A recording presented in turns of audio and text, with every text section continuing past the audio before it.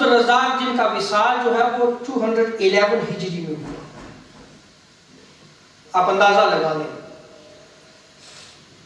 عظیم محدث ہیں آپ، اور آپ امام بخاری اور امام مسلم کے شیوخ میں آتے ہیں. انہوں نے مصنف عبد الرزاق میں اس روایت کو نقل کیا ہے، اور امام بدر الدین عینی حنفی نے عمدۃ القاری میں بھی اس روایت کو نقل کیا ہے. حضرت محمد بن ابراہیم روایت کرتے ہیں، کان نبی صلی اللہ علیہ وسلم یاتی قبور شہداء عند رأس الحوض، کہ تاجدار کائنات صلی اللہ علیہ وسلم سال کے آخر میں شہداء کی قبور کی زیارت کے لیے تشریف لے کے جایا کرتے.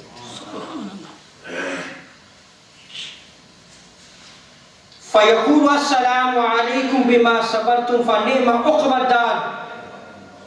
سال کے آغاز میں حضور جو وہ تشریف لے کے جایا کرتے اور فرماتے تم پر سلامتی ہو. اب سلام کون پیش کر رہا ہے؟ تاجدار کائنات صلی اللہ علیہ وسلم. اور تمہارے صبر کے صلہ میں آخرت کا گھر کیا خوب گھر ہے.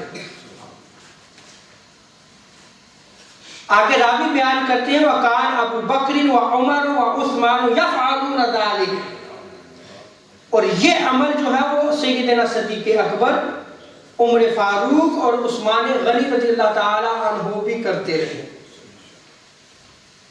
یعنی وہ ہر سال کے آغاز میں شہداء کی قبور پر جایا کرتے، جس طرح تاجدار کائنات صلی اللہ علیہ وسلم جو ہے وہ تشریف لے کے جاتے تھے. اس روایت کو جہاں محدثین نے نقل کیا ہے، وہیں مفسرین نے تفاسیر کی کتب میں بھی اس روایت کو نقل کیا ہے. جیسے امام طبری جن کا وصال 310 ہجری میں ہوا، انہوں نے جامع البیان میں اس روایت کو نقل کیا ہے. امام جلال الدین سیوطی الشافعی انہوں نے الدر المنصور میں اس روایت کو نقل کیا ہے. حافظ ابن کثیر نے تفسیر قرآن العظیم میں اس روایت کو نقل کیا ہے.